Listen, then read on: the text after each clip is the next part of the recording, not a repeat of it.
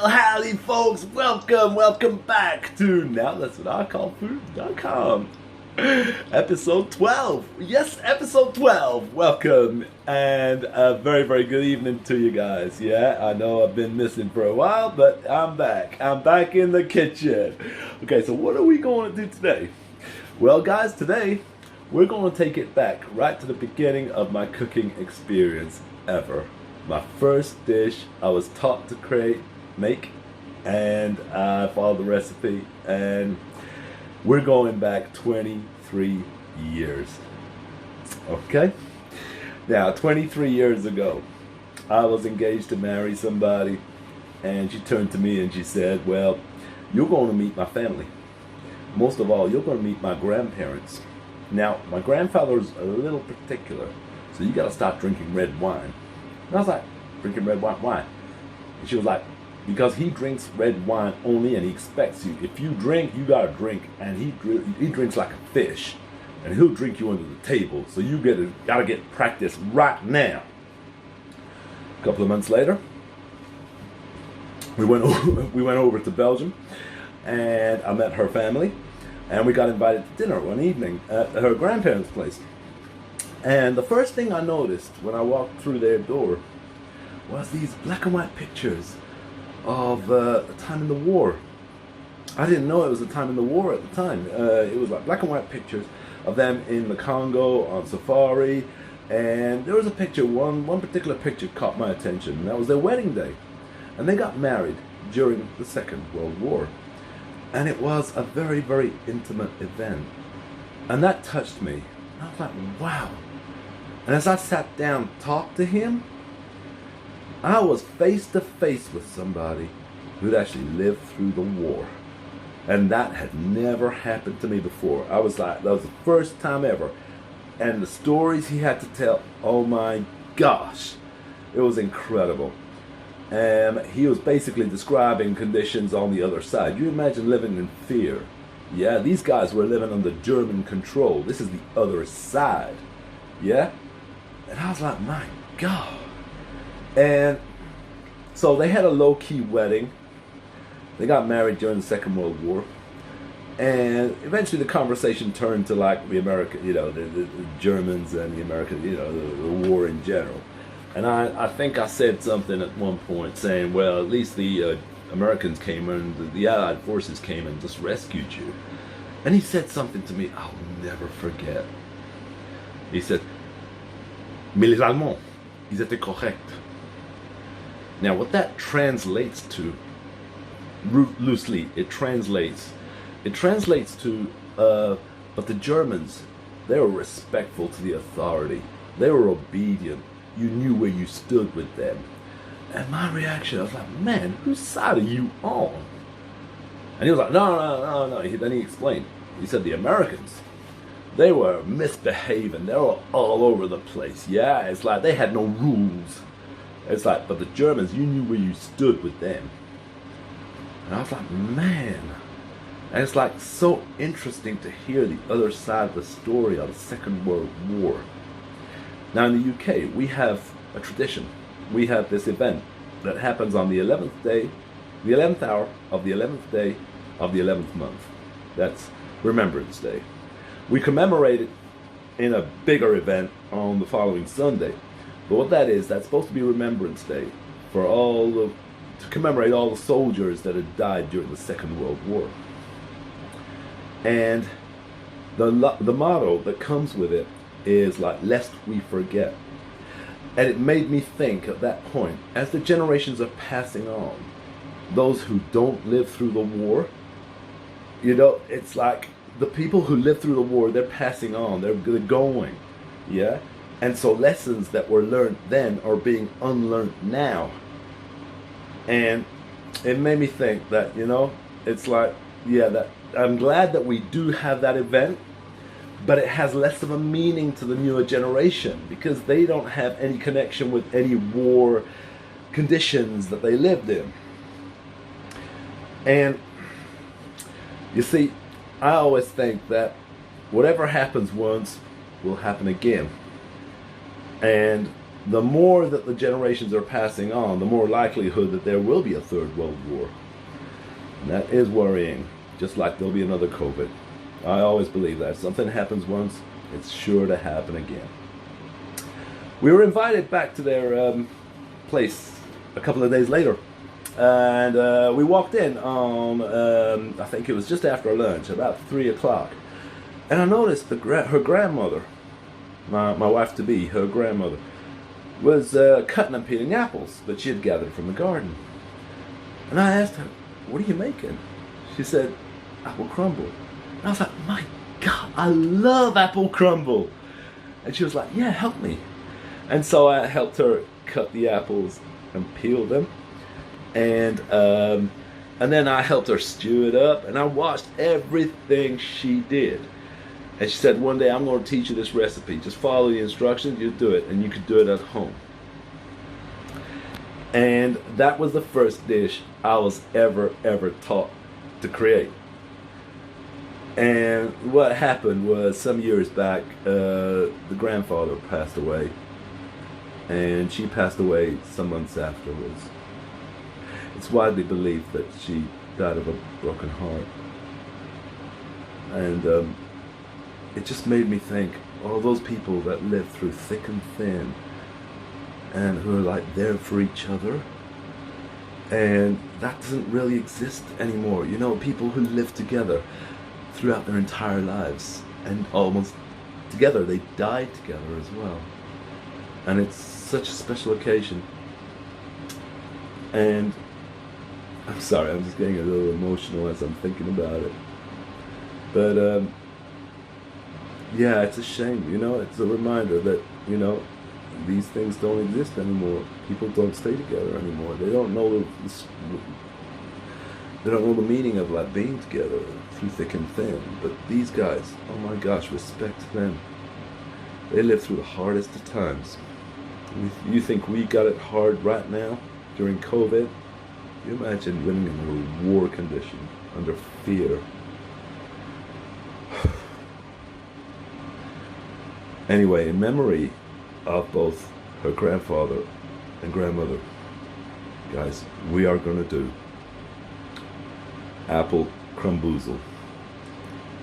And to commemorate the first ever dish that I created, in memory of that wonderful lady, that wonderful lady, and the couple that they were together, who like just stuck through to each other.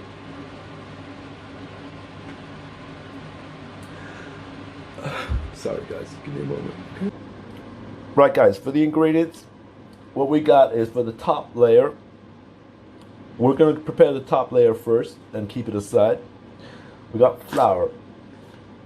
Now, the grandmother, she used a special ingredient called cassonade. Cassonade is that special flavor of brown sugar that doesn't quite exist in this country, but you probably recognize the flavor from Lotus biscuits. They sell them in a couple of shops around here.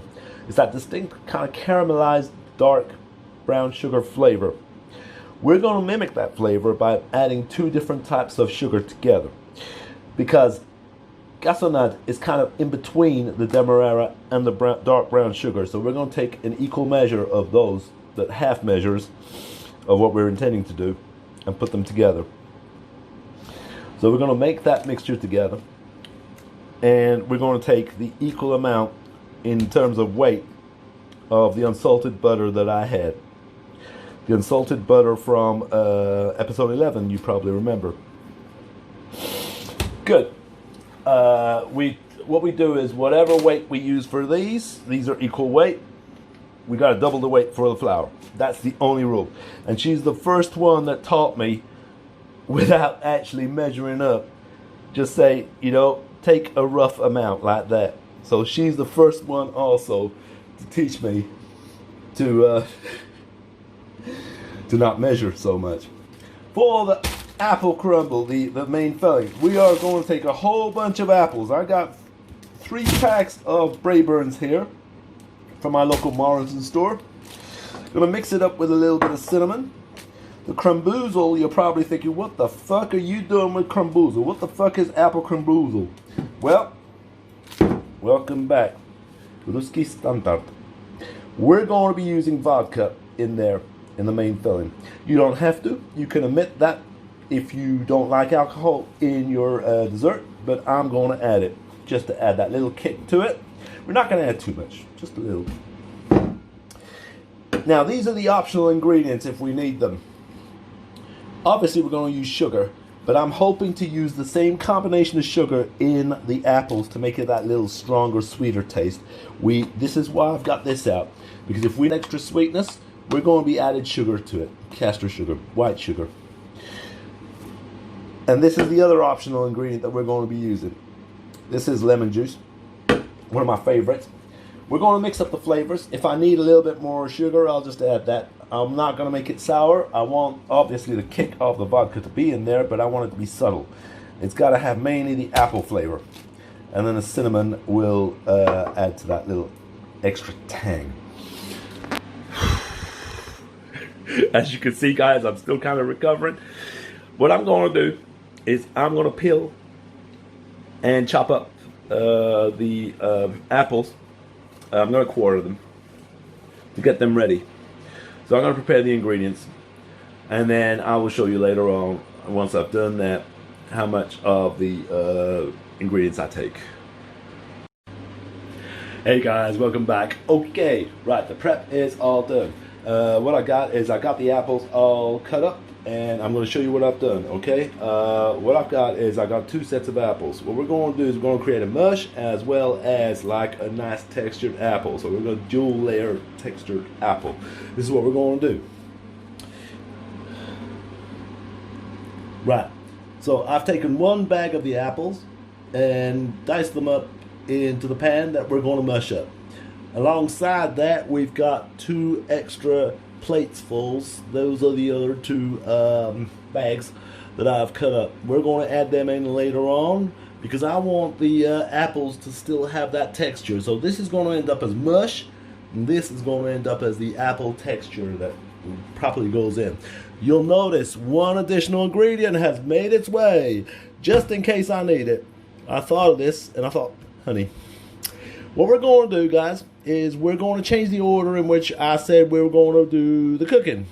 What we're going to do is we're going to cook up the apples first. Okay, because these apples are now turning brown, and I just want to quickly get them out of the way. It's okay, we can keep them simmering whilst we get on with the crumble bit. So here we go, guys.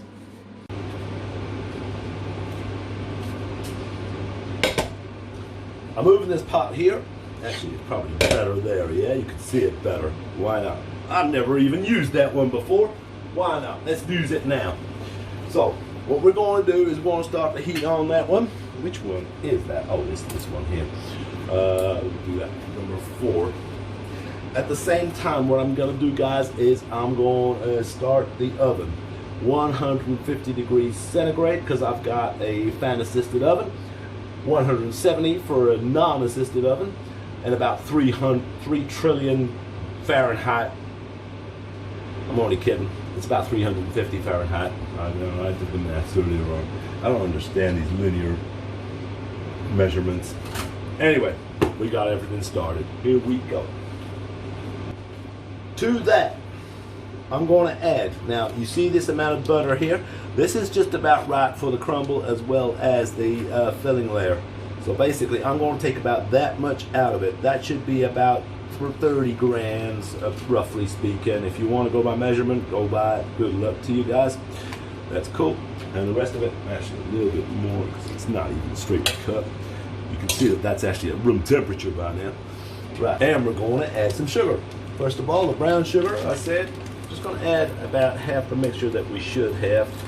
That will be okay. It's like, come on, come on, come on.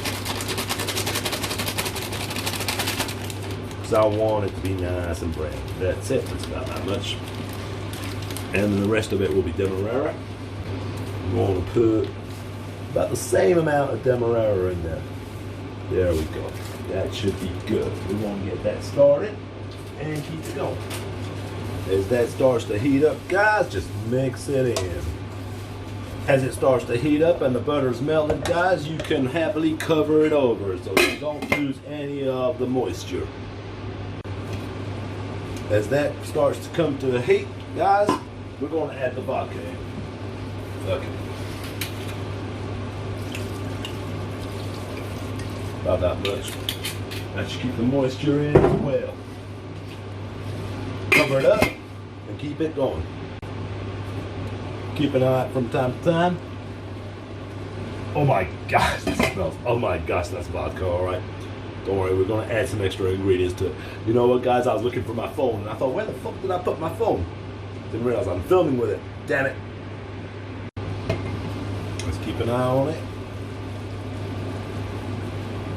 Yeah, it smells pretty vodka-y, but we're good, we're on target.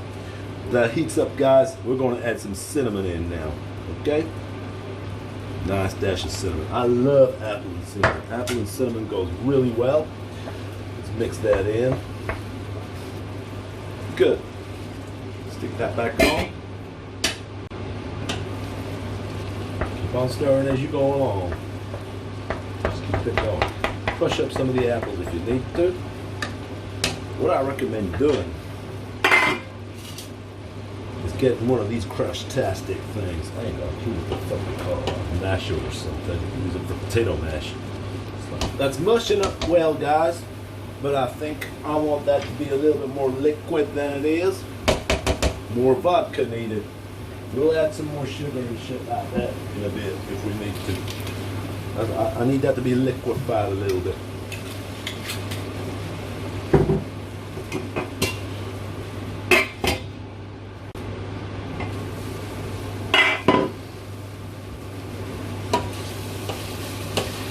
That's a good bunch of mush in there. That's cool. That's good.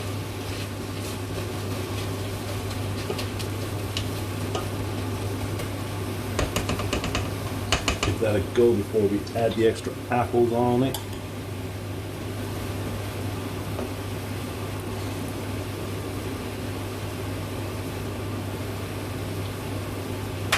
That tastes good. That tastes real good. I love the flavor of that. Right. Apples. The rest of them. Here we go. What we're going to do, guys,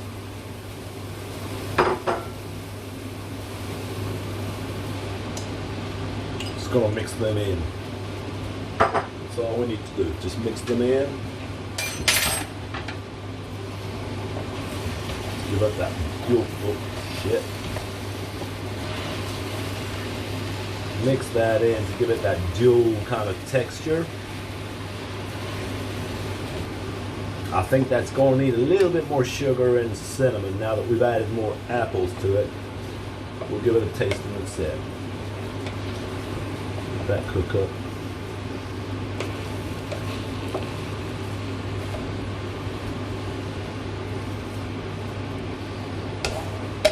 Good.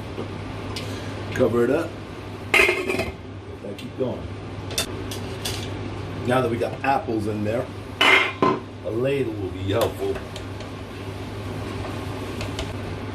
Now that's going to be a little too apple flavor. Add a bit more vodka. Simple as that, guys. With that, I'm going to add a little bit more cinnamon.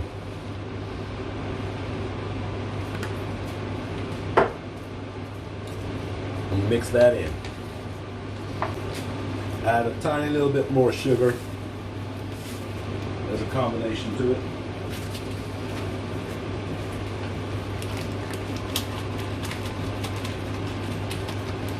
We want to mix that in.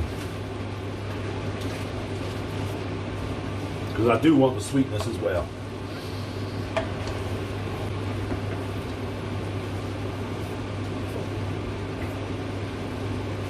It needs a tiny little bit more cinnamon.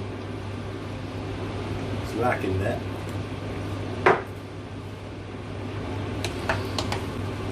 You can see the texture of the two different apple combinations in there. That's going to be wonderful, especially when you bake it.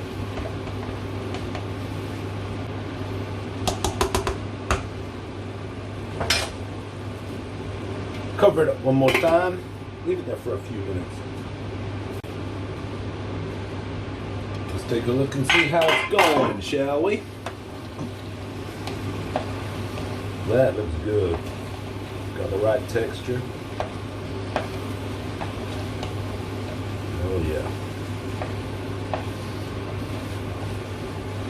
Gonna try it. Make sure I'm happy with it. Just want the apple bit. I don't care about the rest of it.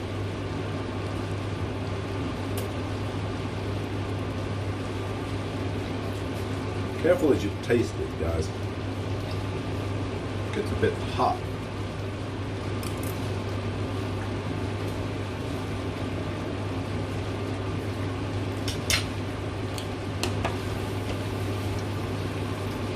That's got a great flavor to it. I think it needs a little something. We're not going to use lemon juice. That's going to ruin it. Needs a bit more sugar. We're going to add a little bit more brown sugar to it. Dark brown sugar.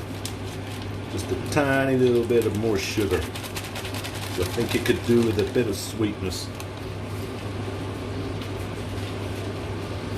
Let's do that.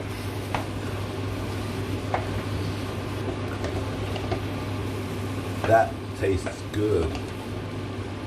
That tastes good.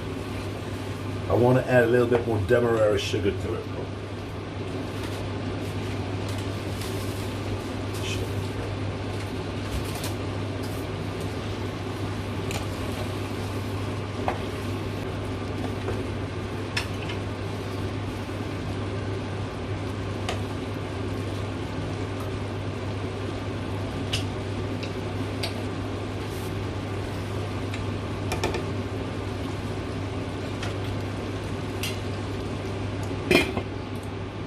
Cover it up, guys. That tastes perfect. That tastes real good. I like that.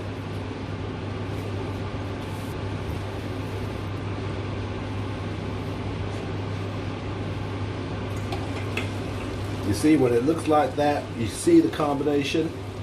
Time to turn off the heat and let it sit for a bit. Take it off the heat. And what we can do is concentrate on the topping layer. Cool. For the topping layer, guys, get a mixing bowl.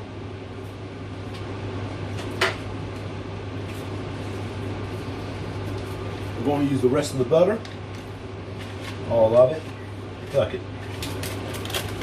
We're going to add about the same consistency of sugar and butter on that. That's about that much for that one.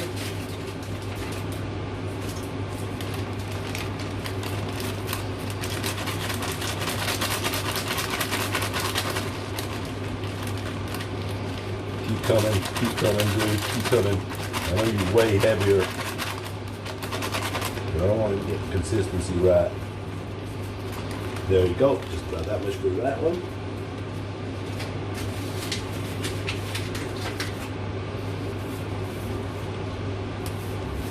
And then the flour.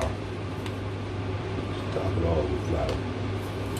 You don't have to put too much flour to start off with, guys, okay? You want to get the texture right, you can always add flour afterwards. That's the trick behind this. Just knead that in.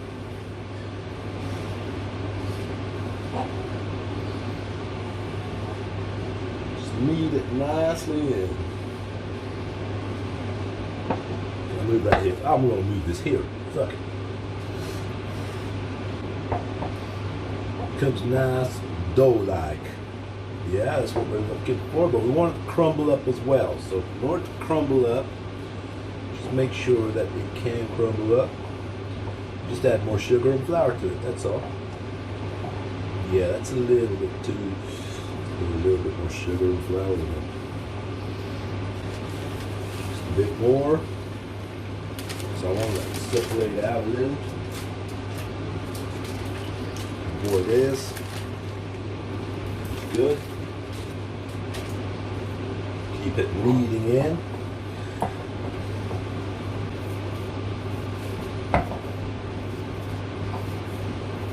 Add a bit more flour to it. I do want that to roughen up a bit.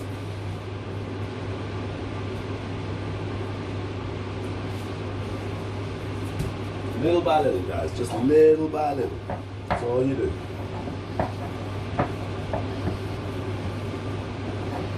That's better. That's better.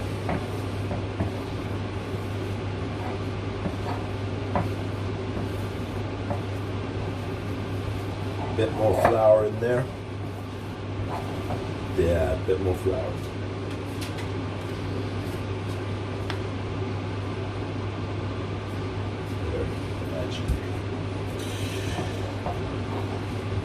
You're looking for a biscuity kind of texture to it, yeah? That's what you're trying to do. When you crumble up a biscuit, that's what you want, yeah? You just want it to like crumble up like a biscuit.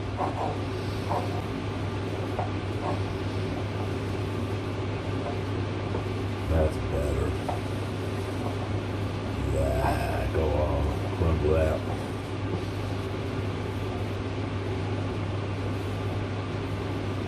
See, when you got that, guys, and it falls apart like that, that's what you're looking for. It's kind of like cookie dough, but not too much dough.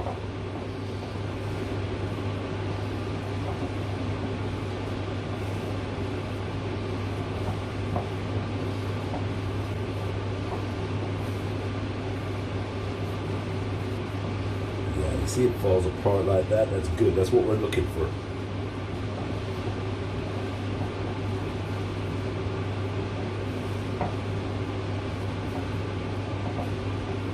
Good. A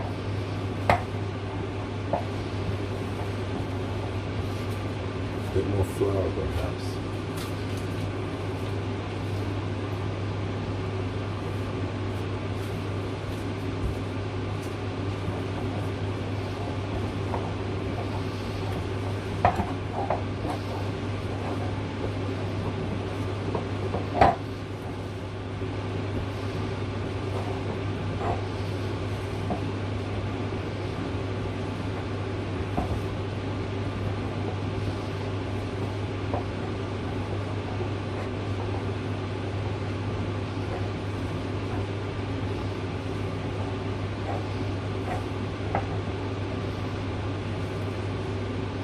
Eventually, guys, when you need it enough, you just come across this crumbly stuff. That's what we're looking for. Yeah? Perfect. It's just what I wanted. I'll try a little bit of that.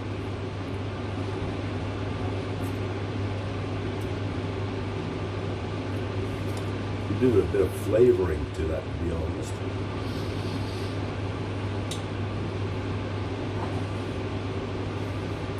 On that one,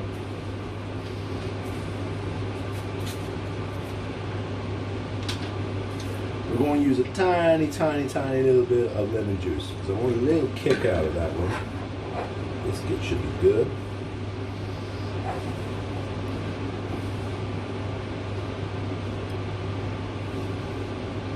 Texture is good.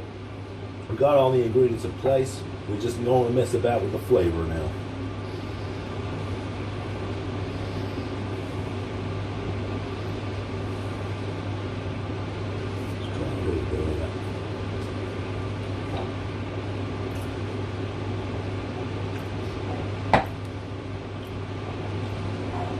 Good, it's good. It needs that little bit extra. What can we put on more?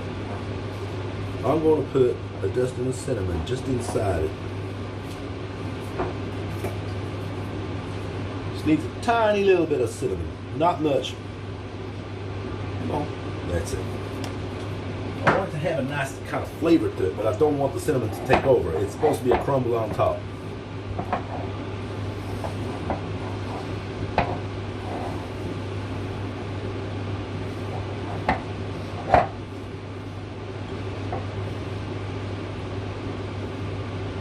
Crumble apart, that's it, that's good. Give me a little bit.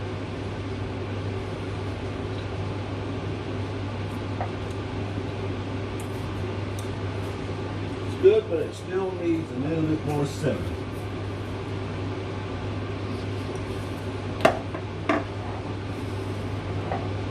Tiny little bit.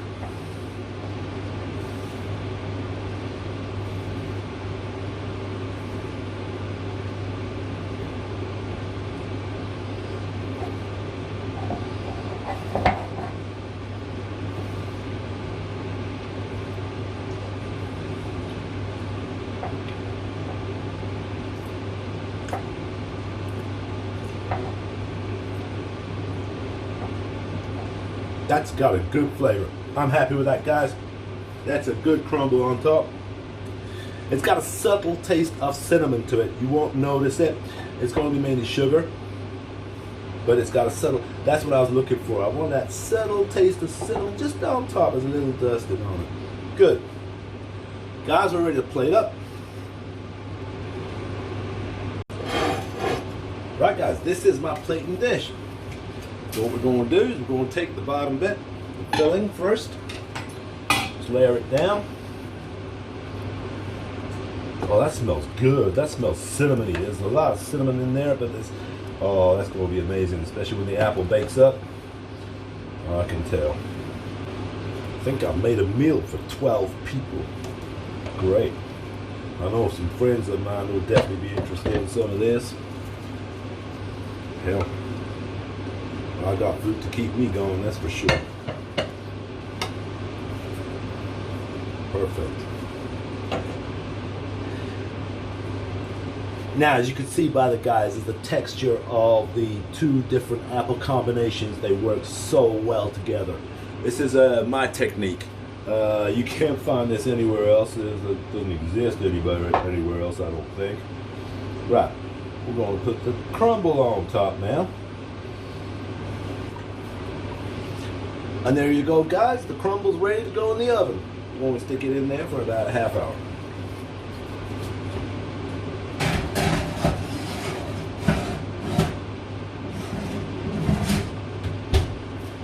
If I can get it in the oven. See you in a bit. Right, guys. The CRUMBOOZLE, apple CRUMBOOZLE, has been in the oven for about 30 minutes now. And I'm just going to open it up just to make sure that it should be fine. Oh my gosh, the cinnamon hits you. And the apple. What a combination. If you're not sure whether it's done okay, just feel the top of it and it should be crispy. And it does look like it has a biscuity top to it. That's good. I'm going to take that out. So it's time to turn it off. Wrong way. Man, I'm in a state. Right. I'm going to get that out, guys. And we're going to do a taste test. Right, guys, I just got the crumble out. You can see that the apple is a little sizzling away underneath. It's really, really nice and caramelized. The biscuit layer on top. Oh my gosh, that looks so good. That feels good. That's perfect. Okay. I'm going to take my first slice out on this side. Alright guys, I've poured myself a slice and I'm going to go for it.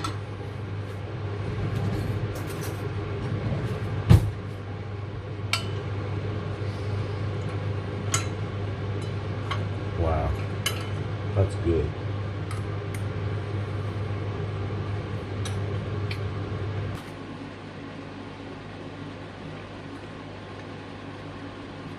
Still hot, so I've got to be careful.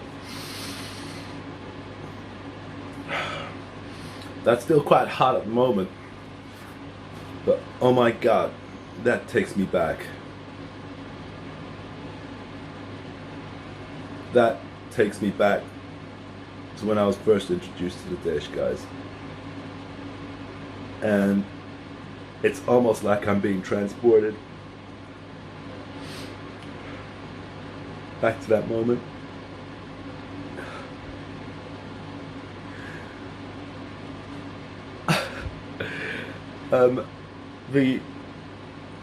There's a good balance between the apple and the cinnamon in there, and it's nice and sweet. The biscuit layer, the topping layer is perfect. It crunches in your mouth. That takes me back, guys. Sorry. That takes me back to that first moment. And all those years of perfecting what I did. Guys, thank you ever so much for watching this series, this episode. Watch out. I mean, this has been a very, very emotional one for me, and a very deeply personal one to me. And I want to thank you from the bottom of my heart.